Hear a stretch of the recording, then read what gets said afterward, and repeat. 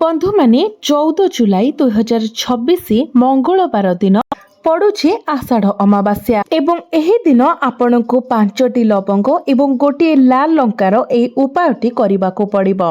एपरि सुजोग बहुत कम आसी थाए। वर्षको केवल थरे ही आषाढ़ अमावास्या पड़िबो एवं एही आषाढ़ अमावास्या दिन जदि आपण 5टी लवंग एवं एही लाल लंकार उपायटी करि नेउछंती तो आपनकु अनेक गुड़िए फायदा मिलिबो।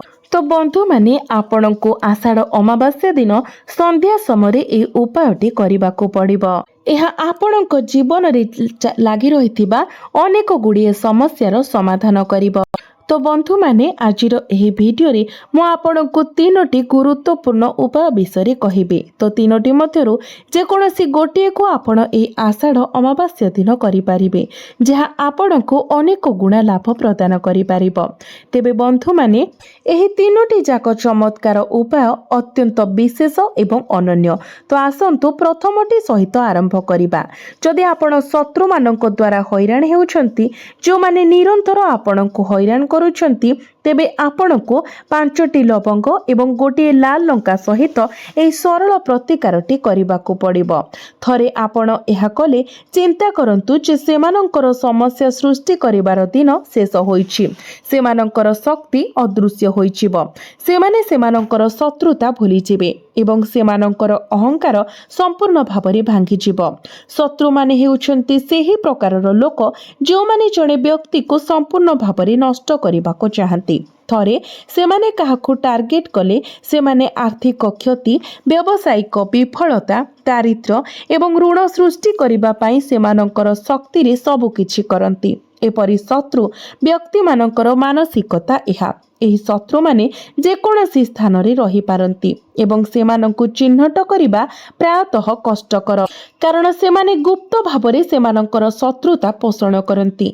सेमाने आपणक मुहरे बंधुत्वपूर्ण देखा जांती किंतु पछरु आक्रमण करंती। आपणकर संपूर्ण विनाश व्यावसायिक विफलता एवं सामग्रिक विनाश सुनिश्चित करिबा पई षडयंत्र करंती। एही लुक्कायित शत्रु माने सबुठारु विपदपूर्ण एवं सेमानंक ठारु निजको रक्षा करिबा अत्यंत गुरुत्वपूर्ण। आपण देखंतु जदि केही आपणकु खोला खोली आक्रमण करंती आपणक विषय खराब कथा कहंती किंबा आपणकु क्षति करबाकू चेष्टा करंती तेबे आपण सेमानंकु आपणकर शत्रु भावरे चिन्हि पारंती। आपण सेमानंकु भल भावरे जानंती एवं आपण हुएत निजको रक्षा करि पारिबे।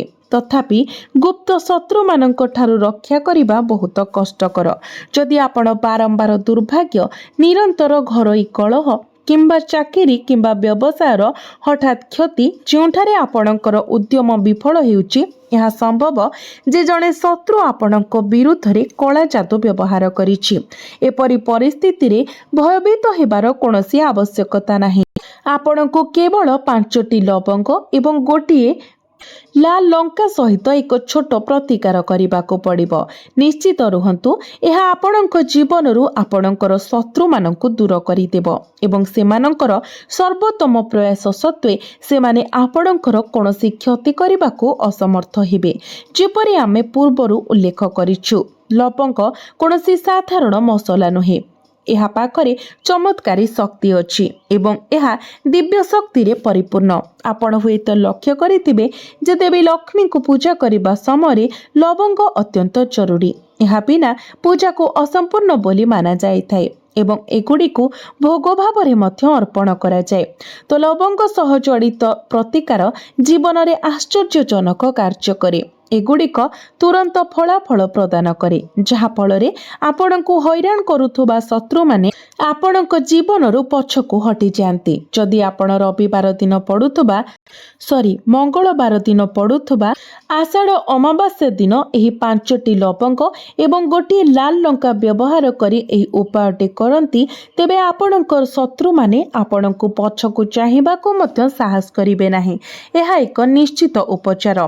गुप्त शत्रु एवं जो माने खोला खोली भावरे आपणकु किंबा आपणक परिवार को क्षति पहुंचाइबाकू चेष्टा करंती सेमानंक विरुद्ध रे प्रभावशाली। आपण एही प्रतिकारटी जे कोनोसी दिन करि पारिबे। किंतु एही अमावास्याटी जेहेतु मंगलवार दिन पड़ुछि एवं अमावास्यार तिथि रहुछि तो यह आपणक पई सर्वोत्तम हेबो। एही प्रतिकारटी उभय पुरुष एवं महिला करि पारिबे।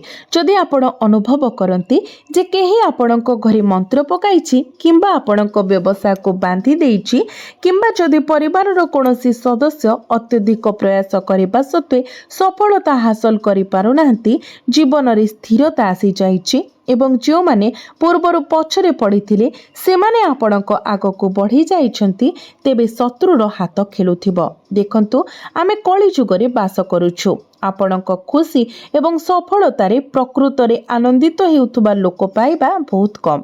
जो माने जीवन रे आपण अग्रगति कले किंबा आपणक व्यवसाय लाभ पाइले प्रकृतरे खुशी होंती।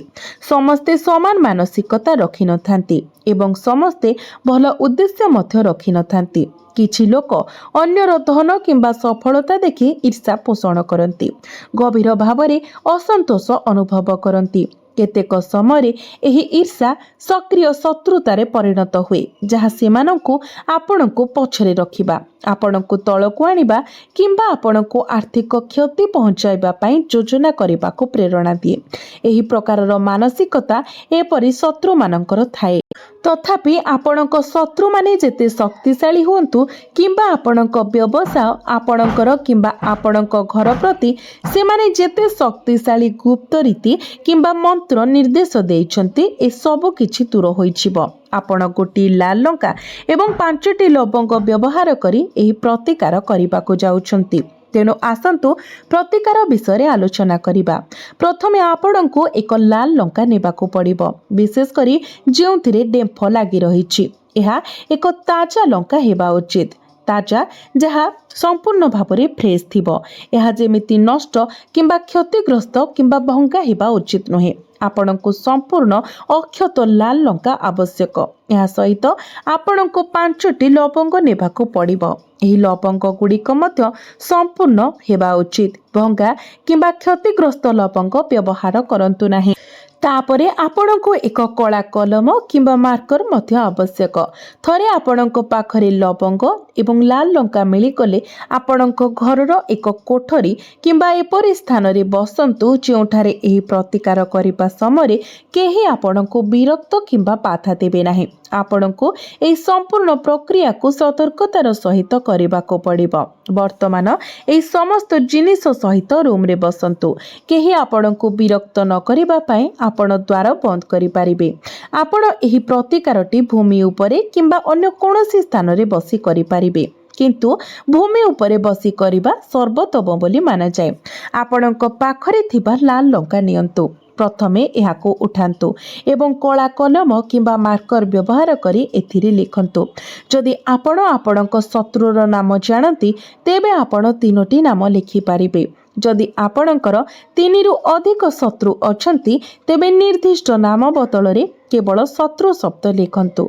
एथिपाई कला कलम व्यवहार करंतु। यहाँ परे लाल लंकारे 5टी गात करिबा पाई एक छुंची व्यवहार करंतु, जहा द्वारा आपण सहजरे लवंग को भर्ती करि पारिबे। ध्यान दियंतु जे जदि आपण लवंग को सीधा सड़क लंकारे जोर जबरदस्ती भर्ती करिबाकु चेष्टा करंती, तो हुए तो लंकाटी नष्ट होई जाय पारे। तो आपण छुंची रे 5टी गात करिबा परे गोटे गोटे करी लवंग को भर्ती करंतु। तथापि प्रत्येक लवंग भर्ती करिबा समय आपणको आपणकर शत्रुर नाम उच्चारण करिबाकु पड़िबो। जदि आपण शत्रुर नाम जानि नाहंती, तेबे केवल शत्रु कुहंतु। 5 थर लवंग भर्ती करने समय आपण 5 थर शत्रु शब्द उच्चारण करंतु। एहा परे आपण को एक मंत्र उच्चारण करने को पड़िबो। हे माता लक्ष्मी शत्रुर विनाश हेउ, हे माता लक्ष्मी शत्रुर विनाश हेउ। आपण को केवल एतिकी कहिबा को पड़िबो। तापरे देवी माता को प्रार्थना करंतु, हे ब्रह्मांडर माता दयाकरी मोर समस्त शत्रु मो जीवन रु दूर हो जातु। यही प्रार्थना करिबा परे लाल लंका को माटी रे पोती दियंतु किंबा एक निर्जन स्थान रे फोपाड़ी दियंतु, आपणक घर ठारू किछि दूर रे। किंतु निकटरे नुहे। जदि माटी उपलब्ध अछि तेबे आपण एहाको माटी रे पोति पारिबे। आपणको एही प्रतिकार केवल थरे करिबाको पड़िबो। आपणकर शत्रु मानकु आपणको जो जीवनरु संपूर्ण भाबरे बाहर करिबा पई मात्र गोटे प्रयास यथेष्ट। सेमानकर शक्ति शुष्क होइजिब एवं सेमाने आपणकर कोनोसी क्षति करि पारिबे नाही। आपणकर हजारे शत्रु लक्षे किंबा जेकोसी संख्यार शत्रु थांतु आपण समस्तंक पई एही प्रतिकार व्यवहार करि पारिबे। पुरुष किंबा महिला जेकोसी व्यक्ति एही प्रतिकारटी करि पारिबे। एबे आसंतु द्वितीय प्रतिकार विषय बुझिबा। एथिपाई आपणको गोटे एक टंकिया मुद्रार आवश्यक हेबो। एहा आपणकर इच्छा पूर्ण करिबो। आपणको जीवन रे आसुथिबा दुख एवं असुविधा को दूर करिबो किंबा अटकी रहिथिबा एक प्रमुख कार्य को सफल करिबो। मूलतः आपण जेकोसी प्रकारर इच्छा पूरण पाई एही प्रतिकार करि पारिबे। तो बंधु माने आपणको एही प्रतिकारटी सकाळ समय करबाको पड़िबो। आपण अमावास्या दिन शीघ्र उठी जांतु, ब्रह्म मुहूर्त रे उठी जांतु, तापरे स्नान करंतु एवं शुद्ध वस्त्र परिधान करंतु। आपण धळा, हळदिया किंबा लाल रंगर वस्त्र परिधान करंतु। तापरे गोटे एक टंकार मुद्रा निजर हाथ रे धरंतु एवं पूजा घर को जांतु।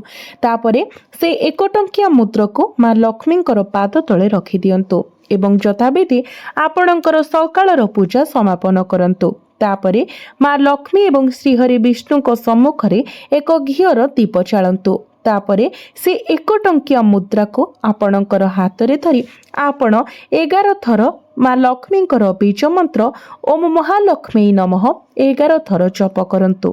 तापरे ओम नमो भगवते वासुदेवाय नमः मंत्र को 11 थर जप करंतु। एहा परे आपण से एक टंकिया मुद्रा को पुनर्बार मां लक्ष्मींकर चरण रे रखि दियंतु एवं संध्या समय जेतेबेले आपण संध्या देबे तापरे से मुद्रा को आपण नै आसंतु एवं आपणकर धन रखुतबा स्थान रे एक लाल कपड़ा रे बांधी रखि दियंतु किंबा एहाको आपणकर पर्स रे मध्य आपण रखि पारिबे। एहाको रखिबा द्वारा आपणकर अजथा खर्च कम होई जिवो एवं आपणकर संचित अर्थ रे वृद्धि हेबो। धीरे धीरे आपणकर रोजगार वृद्धि हेउथबार आपण लक्ष्य करिवे। टंका रोजगार पाई आपणक पाई अनेक रास्ता खोली जिवो एवं जो अजथा खर्च हेउतला ताहा मध्य बंद होई जिवो। तो बंधु माने आपण निश्चित भावरे एही पवित्र आषाढ़ अमावास्या दिन एही दुईटी उपाय मध्यरु जेकोसी गोटी आपणकर आवश्यक अनुसारे करंतु एवं जेतेबेले आपण एही प्रतिकार करूछंती आपणक मनरे संपूर्ण श्रद्धा विश्वास एवं भक्ति रखी उपायटी करंतु तेबे जाई एहा आपणक पई फलप्रद हेबो। जदि आपणक मनरे द्वंद्व रखी एही प्रतिकार गुड़िक करंती तो एहा आपणको शक्तिशाली प्रभाव देई पारिबो नाही। किंतु जदि आपण दृढ़ विश्वास एवं भक्तिर सहित एहाको करूछंती तेबे निश्चित भावरे एहा आपणको अनेक शुभ फल प्रदान करिबो।